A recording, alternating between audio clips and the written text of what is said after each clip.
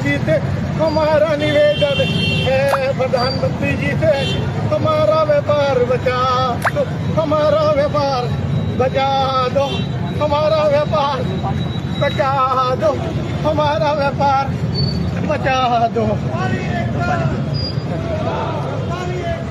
ये रोते बिलखते चेहरे, ये मोदी योगी से दुआ करते चेहरे दरअसल मेरठ के सेंट्रल मार्केट के व्यापारी हैं। इनकी दुकानें तोड़ दी गई हैं। हालांकि आदेश कानूनी था, लेकिन आपको मालूम है सरकारें चाहें तो क्या नहीं कर सकती।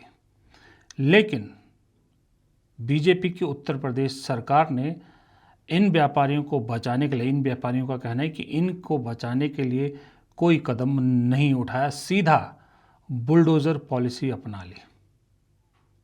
और ये सेंट्रल मार्केट वही सेंट्रल मार्केट है जिसके बारे में कहा जाता है कि जब मुसलमानों के यहाँ बुलडोज़र चलते हैं, जब उन पर कुछ कार्रवाई होती है तो इस सेंट्रल मार्केट में लड्डू बटा करते थे। आज यही दुकानदार अपनी गलती का एहसास कर रहे हैं।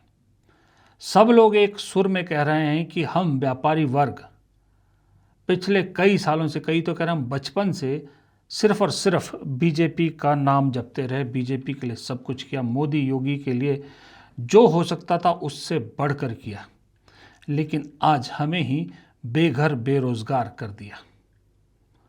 ये तो मोदी योगी से शिकायत है, लेकिन इनकी उससे भी ज़्यादा शिकायत उस शख्स से है जो भगवान का अवतार लेकर आए थे। जी हाँ, बीजेपी के राम, यानी इनके सांसद जनाब अरुण गोविल।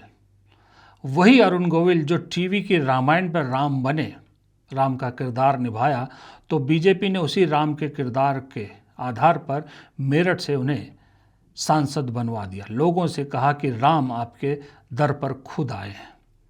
मेरठ के लोगों ने भी, खास करके ये सेंट्रल मार्केट के व्यापारियों ने खूब बढ़ चढ़कर अरुण गोविल के लिए वोट मांगे। आपने देखे होंगे, बहुत एक वीडियो आजकल बड़ा वायरल हो रहा है जो उस टाइम का लोकसभा चुनाव का वीडियो, जहां एक व्यापारी लगातार एक सांस में कह रहा कमल कमल कमल कमल कमल कमल कमल।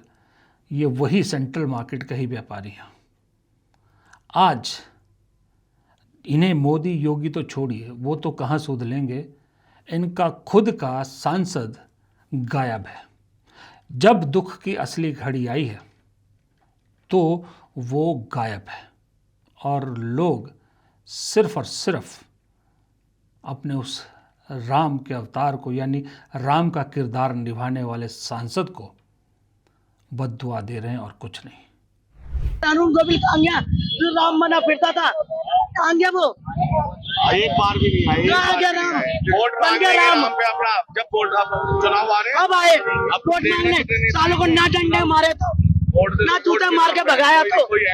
आ गया मोदी, बिल्कुल हारेगा, योगी भी हारेगा, यहाँ से कोई व्यापारी नहीं देगा।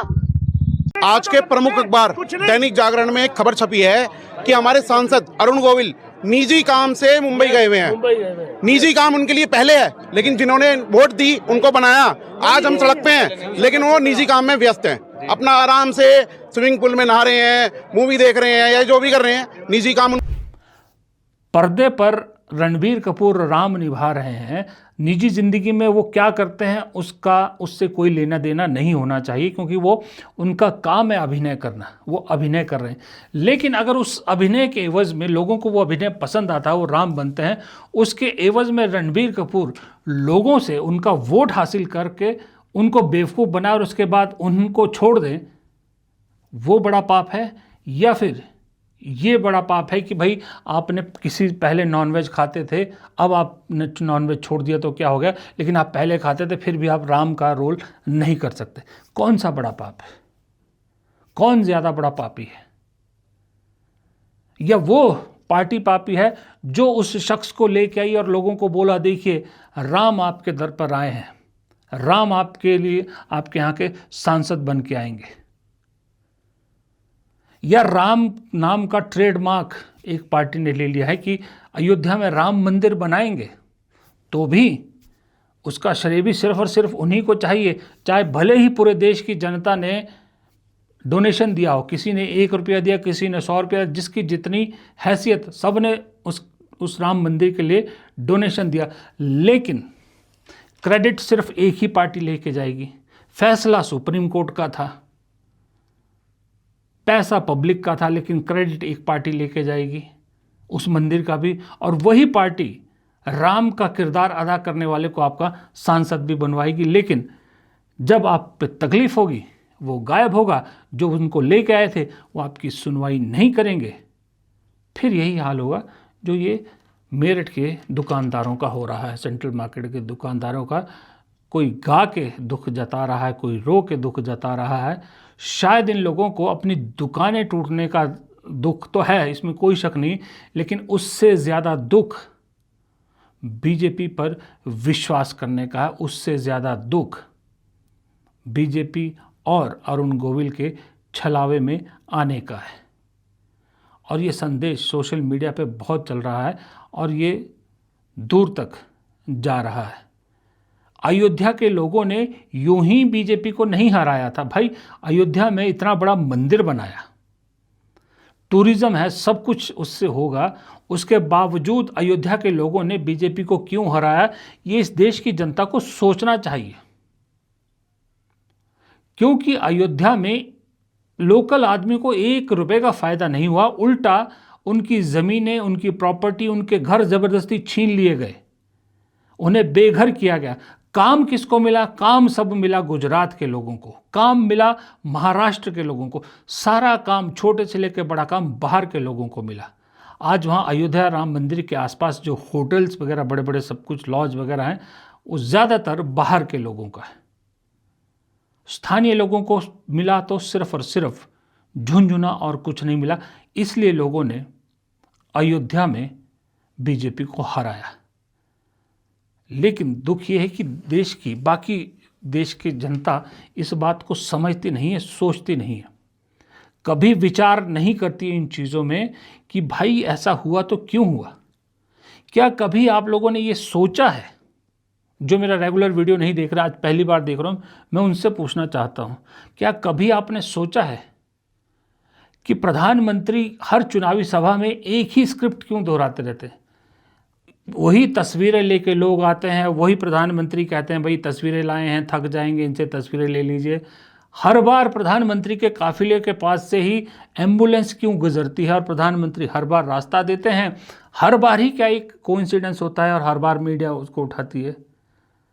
क्या हर इस देश में चलने वाली हर ट्रेन को हरी झंडी दिखाने का जिम्मा सिर्फ प्रधानमंत्री को है? क्या ये हमारे संविधान में लिखा है कि प्रधानमंत्री ही झंडी दिखाएंगे? क्या इस देश में हर एयरपोर्ट का उद्घाटन सिर्फ प्रधानमंत्री ही करेंगे? और वो प्रधानमंत्री जो खुद कहते थे कि क्या आपने मुझे फीता काटने के लिए प्रधानमंत्री बनाया है, क्या आपने मुझे हरी झंडी दिखाने के लिए प्रधानमंत्री बनाया है? क्या यह प्रधानमंत्री जो दिन में 3-3, 4-4 चुनावी सभाएं करते हैं, पॉलिटिकल रैलीज करते हैं, सब करते हैं, लेकिन दावा करते हैं कि 18 घंटे काम करते हैं, कभी आपने सोचा है कि यह आदमी काम करता कब है? जो शख्स एक दिन में 3-3 चुनावी सभाएं संबोधित करेगा, वो जाहिर सी बात है इंसान है, उम्र 75 साल है, थकेगा भी, ज़रूर थकेगा, शरीर को आराम चाहिए। कहने को 18 घंटे बोलने, 18 घंटे तो लगातार एक 28 साल का युवक भी काम नहीं कर सकता। आराम भी करेगा, ट्रैवल भी करेगा, 3 सभाएं भी करेगा, पूरे दिन के 12 घंटे तो इसी में निकल जाते हैं, 12-14 घंटे, तो काम होता कब है? ये सवाल कभी पूछा है आपने अपने आप से? नहीं पूछा ना? पूछना शुरू कीजिए, पूछिए, पूछना पड़ेगा। और ये एक बार नहीं पूछना है, कल को मोदी जी की हर जगह कोई दूसरा खड़ा हो सकता है, चेहरा बदलेगा, प्रधानमंत्री रहेगा। कल को मोदी जी की जगह राहुल गांधी की जगह ममता बनर्जी की जगह केजरीवाल की जगह स्टालिन की जगह अमित शाह, कोई भी हो सकता है। और ये सब के सब राजनीतिज्ञ हैं, इनका काम है दिन भर में झूठ बोलना। इसी तरह से बेवकूफ़ बनाएंगे। लेकिन सवाल पूछना आप शुरू करोगे, आज से सवालों पे तोलना शुरू करोगे, तो वो चेहरा कोई भी हो सब तोले जाएंगे, सबका हिसाब होगा। मैं किसी एक का पक्ष या किसी एक को निशाना नहीं ले रहा, जो भी प्रधानमंत्री पद पर बैठेगा सबका हिसाब होना चाहिए कि देश के लिए क्या काम किया, पार्टी के लिए क्या काम कर रहे हैं और खुद के लिए क्या काम कर रहे हैं। 3 इंडेक्स बनाइए, तीनों इंडेक्स में तोलिए, जिसमें जो कमी है उस कमी को उजागर कीजिए और जो उस आपके उस पे तराजू पे खरा उतरता है उसे ही आगे मौका दीजिए। फिलहाल इस वीडियो में इतना ही। प्रदीप चौहान को इजाज़त दीजिए। नमस्कार।